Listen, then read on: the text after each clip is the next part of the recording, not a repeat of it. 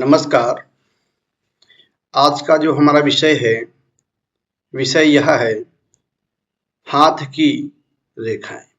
जो हमारे हाथ में प्रमुख रेखाएं होती हैं वे कौन कौन सी होती हैं, यह हम इस वीडियो के माध्यम से जानेंगे। चलो शुरू करते हैं।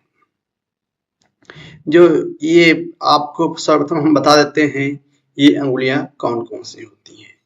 इसको अंगूठा बोलते हैं, अंगूठा। इसको तर्जनी बोलते हैं, इसको मध्यमा बोलते हैं, इसको अनामिका बोलते हैं, इसको कनिष्ठिका बोलते हैं। जो कनिष्ठिका अंगुली के नीचे यहाँ पर जो रेखाएं होती हैं इसको विवाह रेखा कहते हैं, और जो उसके विवाह रेखा के नीचे जो होती है और उसको हृदय रेखा कहते हैं। अर्थात जो बुध पर्वत के नीचे होती है वहां से जो शुरू होने वाली जो रेखा है उसे हृदय रेखा कहते हैं। उसके नीचे जो होती है इसको बुध रेखा कहते हैं। यह इसको और भी रेखाओं से जानते हैं, क्योंकि यहाँ पर चंद्र का क्षेत्र, मंगल का क्षेत्र भी इत्यादि होता है। वो फिर आप जब अध्ययन करेंगे, भिन्न भिन्न आपको जब मत मिलेंगे आप समझ जाएंगे। ठीक है, आगे चलते हैं। जो यहाँ पर होता है, यहाँ पर आपकी यात्रा रेखा होती है, यहाँ से यात्रा का विचार किया जाता है। जो यहाँ पर लिखा है कंगन रेखा, इसको यहाँ पर इन्होंने कंगन रेखा लिखा, लेकिन इसको बोलते हैं मणिबंध रेखा। यहाँ पर मणिबंध रेखा होती है।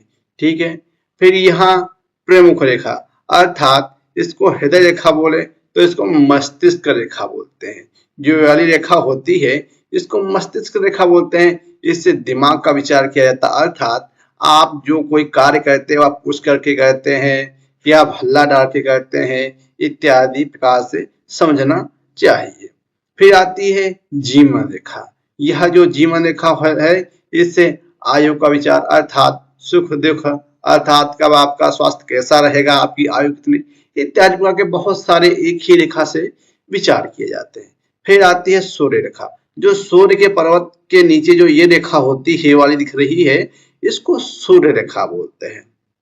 फिर भाग्य रेखा, जो मणिबंध से निकल करके जो शनि पर्वत तक जाए या शनि पर्वत के नीचे तक रह जाए, या जिस प्रकार ये है, इसको भाग्य रेखा कहते हैं। इस प्रकार से ये कुछ आपको हमने हाथ की रेखाएं बताई। आगे हम इसी प्रकार से और जानेंगे।